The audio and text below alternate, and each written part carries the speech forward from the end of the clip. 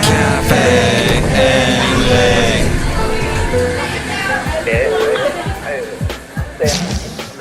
Mike's Daily Podcast. The only thing I like about this ESPN channel, and I hate sports, is their Coast to Coast or whatever this show is on at 5:50 in the morning. I like the fact that they're shooting it or broadcasting it from a studio with a huge glass background, and the background is like a river somewhere. Mike's Daily Podcast. I don't know, maybe they're in New York or Chicago or something, but I love TV shows like talk shows. Mike's Daily Podcast. Where they have the background, something that's actually happening right there. Like on C-SPAN, they have this Washington Journal show, and let me tell you, man, the background, I miss C-SPAN. Why isn't it on our TV? Here at Cafe Anyway, and I say this to thee, that, yes, I like the background. Mike's Daily Podcast. Oh, I know what's going on. That's odd. Okay, hold on, let me just press this button. Mike's much better. Daily Something was happening Podcast. in my headphones here at Cafe Anyway, which you should never, ever, ever, if you're doing any kind of podcast or broadcasting show, bring up technical things that your listener doesn't care about. Cafe Anyway. But I love those shows where the background is something actually there in their location. For example, back in the day, Ryan Seacrest was trying to take on Oprah and trying to be the next big afternoon TV star. Now he is with Kelly Ripa, took that over. But for a while, he was trying to do his own show live from Hollywood, and they shot it from somewhere on top. It used to be called the Kodak Theater. I forget what they call it now. But he was up there and overlooking I think is it the 101 or the 405 or 5 or something that goes up through to Hollywood Bowl. So you see some of the Hollywood Hills in the background and the Hollywood sign way off in the background. And I thought that was brilliant, even though his show is crap. But I love that, the location thing where you see, and C-SPAN with their Washington Journal show also has the great background of the state's, of the country's capital in the background, the Capitol building, the dome, and etc. The thing that you had to build back in grade school. And that was annoying, wasn't it? How the heck? No, I didn't have a parent that helped me with the homework. You parents that help your kids with homework, how dare you? That just is the... And here's today's podcast picture. Now, that's been going on for a while. I know friends of mine who had kids that are now, the kids are grown, they're in college. I remember hearing about them 10, 20 years back going, yeah, I helped my kid with the homework. No! My mom never, ever helped me with homework. Ever. My dad would just laugh at me if I asked him. You got to do stuff on your own in the end. You got to figure it out on your own. Good God. People, that's why the generations that shall precede us are going to be so dumb. If you're listening and you're a millennial or Gen Z or whatever you're identifying your generation as, identify as the big keyword these days. I self-identify as the I don't give a crap generation. Don't pigeonhole me generation. Don't identify me generation. Don't even say generation about my generation. I'm talking about my generation. People all try to put us down. But the thing is that each generation gets more and more coddled and more entitled until this country... They won't have a country. They're going to look around one day and go, oh, crap, I remember back in the day, I had things like cell phones, smartphones, free internet. Oh, wait, that's even going, the free internet. Well, you know what I'm trying to say. So I'm telling parents today that are all listening to the show, I know, make your kids work. Make them work hard to learn things. I had to. It was not comfortable. It was not fun. But in the end, when I did my work and I turned it in, and let's say I got a C on it, at least I knew I did it and it was me. And maybe that grade is a reflection of me but at least I'm trying. At least I know that I need to try harder or learn or take get a tutor or something. I needed help if it was C or below. B, I'm fine with. I think I may have graduated college with C's, but the fact is I did it by myself. I did it on my own. And back then I did it without the help of the internet. Well, it was around, but it wasn't that accessible, and it was kind of, computers were big. I love the backgrounds is what I'm saying. Backgrounds are awesome, where you get that view when they're filming. Okay, there's a local Fox affiliate that films, I keep saying film, but film's not involved. They broadcast. They're sending the visual images right live. The live shows is what I'm saying. And the background for this Fox morning show, news show, is Alameda. Yeah, you're basically seeing Alameda. It's done down in Jack London Square. And I love that area. And it's gone through, about 10 years ago. Pretty bad. It's still not 100% yet, but it's a lot better. And the view from this morning show is this. Now, some days, apparently, the weather's really bad, and they pull this thing down behind them, this kind where they're able to do their magic on the video technical side and make it look like they have a background of some kind other than what but I love shows that do that. So this ESPN show, which, oh my God, for as long as I've been talking and doing the show, they've been in commercials. That's why TV sucks. But they're on some river, so that's very awesome. So at some point, I am going to not be doing early mornings. I will not be up at 4 o'clock in the morning anymore. It is 5:57. Oh, hey, Basil. And I might have somebody replacing me. But the funny thing is, he is also younger. Basil, not so much. But yes, he's younger. And so apparently, I don't know if this is a thing. I talked to HR recently, and they were telling me, you millennials don't really know. Some of them they don't hold on to their social security cards. Or they don't have a birth certificate. Or, like stuff you needed. It was absolute, like you hold on to the social security card like it's your life. That doesn't happen. Oh, no, that got lost 10 years ago. It's gone. Oh, no, don't worry about that. That's, no, it's amazing how that's gone by the wayside. So, to the millennial that might be replacing my early morning shift, had to go and scramble around and find like a birth certificate and stuff. But I was telling my lovely lady friend about this, who's a little bit younger than me, but she goes, oh my God, really? Back in the day, you needed that stuff. That was like a passport, a birth certificate, a social security card, a driver's license. So maybe there's more to this whole, hey, people, saying, hey, voter fraud, voter ID. Maybe then I see what's happening here is Democrats want everyone to vote.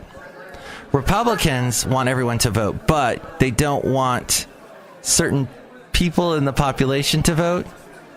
That's the understanding anyway. But also, there's this whole voter ID. You also want I believe both parties want the elections to be fair. So that's why you do need an ID of some sort in order to vote, to prove you're an actual American citizen. Otherwise, we have crazy elections, and votes are not legit to quit. I'll quit this topic in just a moment. But as we go outside of Cafe Anyway, where we bring you Mike's Daily Podcast somewhere in Podcaster Valley, and I still will say hi to the Cafe Anyway characters in a moment. It is interesting that from what I've seen in my trying to hire someone, that the ID situation, people are so lax on ID, caring about having an ID. They don't care anymore. And the fact is, it's really, really, really important. You need to identify. You need to have an identity. That's the bottom line. You may not want to identify with anything, but you got to have an identity. Oh, but I don't want to exist. Well, there's that issue. Don't do suicide. Don't take yourself out of existence. Live off the grid. Move into the mountains. Saw a lot of those people when I was in Mendocino. People with really scraggly hair, young people, living in the off the grid cabins and whatnot. Okay, I got way over here. So another interesting identity is women fighting for rights, yet there is a fight going on between the women fighting for rights. There is a fight within the movement. And there is a lot of women's movements, marches going on this weekend. And in the latest podcast called The Daily from the New York Times, they discuss this about how the big movement, women's movement, move on or march on Washington, D.C. thing that happens around this time of year. It's been doing it for the past 3 years since Trump's been elected. Is having fights within because you have the people that are not white that are saying, hey, we need to run this movement because white people, white women typically that have been running this movement, which they go into the whole history of it. Apparently there's been issues in the past where at one point there was a lot of white women that were running the movement and they were marginalizing everybody else. So women of color have been stepping up and saying, no, we need to run this movement. And then this lady who's Jewish said, no, I started the movement. So anyway, it's going back and forth and into issues, race issues and stuff that I did not go to enough classes in college to understand. I did take one. Actually, I took one. I took a Black Studies class, I think it was called, and I was the only white guy in it, and I was doing it just because I didn't actually sign up for the class. I just, crashed it. I wanted to see, what did they talk about in this class? And ooh, it got heated, and ooh, white people were being talked bad about in a big way, and I was, okay, yes, my history books have been whitewashed, true, but it's getting, I felt uncomfortable. Let's just say. I did go, though, for I think 2 or 3 classes. It was very interesting. This is back in the day when I was in college at UCSB doing community college with and running into often, I didn't actually do a show with him, but I would see him often, Sean Hannity. That's where he got his start, was in Santa Barbara. Yes, lefty, hippie Santa Barbara, California is where Sean Hannity came from. Sean Hannity, the scourge of the left, the Mr. Conservative Fox News dude, came from Santa Barbara. And I used to talk to him back in the day. This is, of course, like 90, I think it was, 1990. All right, I had a bunch of notes. I can't get to them today because there was just too much show today. Oh, and then Pelosi. She can't go to Afghanistan. And Trump basically said, no, I'm not giving you the military detail to protect you to go to Afghanistan. Because of this government shutdown, you need to work on this. But there are commercial flights available. That's what he said. Wrong. I will tell you at the time. I'll keep you in suspense. You've got commercial flights you can take. Feel free. So Pelosi, the bus turned around, she got off, and it was like, this Trump. Trumpity Trump. So, now, that goes on. That was the latest big thing. And I remember there was an Irish father of someone I went to high school with, this old Irish guy. And I remember him talking to me going, I hate Nancy Pelosi. If she was in Ireland, I would blow her up with one of them Irish bombs they blow up the buses with. So, I bet he's not around anymore, unfortunately. But I bet if he was, he'd be like, yeah, send her to Afghanistan with no protection. I bet he would say something to that because he was colorful. And this show has had a lot of color and identity, and I can't identify what we talked about. But there are some people here. Let's say hi to them real quick. Hi, Mike. It's Benita the Rodeo Queen. How y'all doing? And here's Nelly. It's a disgruntled fiddle player, tell you what. What? newly identifies herself as a horse. Oh, not as a cat? Cat. That's how the Russians say cat. Cat. I say it's better to get along with Russia than not. I know this because I met a Russian person once. We have a lot of Russians in the Bay Area, if you didn't know. It's interesting. All right, that's the end of the show. Thanks for... Oh, one other person stopping by who's a little... Kooky. Oh, Mike, I make the delicious root beer. You want some? I pour for you right now. Oh, what? Excellent. Okay, well, thank you for that root beer, and thank you for listening to the show all week. Next show, we're going to bring you the wonderful Madame Rootabega, Valentino, and Bison Bentley. The podcast picture today, which I did not get to. Sorry, Ariel, you mentioned earlier that it was a podcast picture.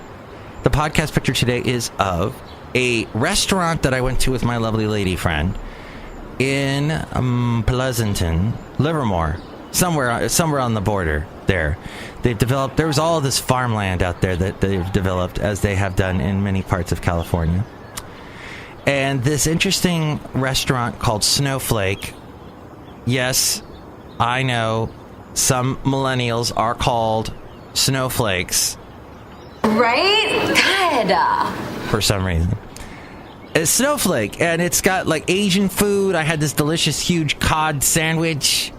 My lovely lady friend had this interesting curry dish. And then at the end, this bean paste dessert of some kind. Oh, and I also had an Oreo boba drink. So yes, all kinds of Asian-y things. Asian-y? That's not an adjective.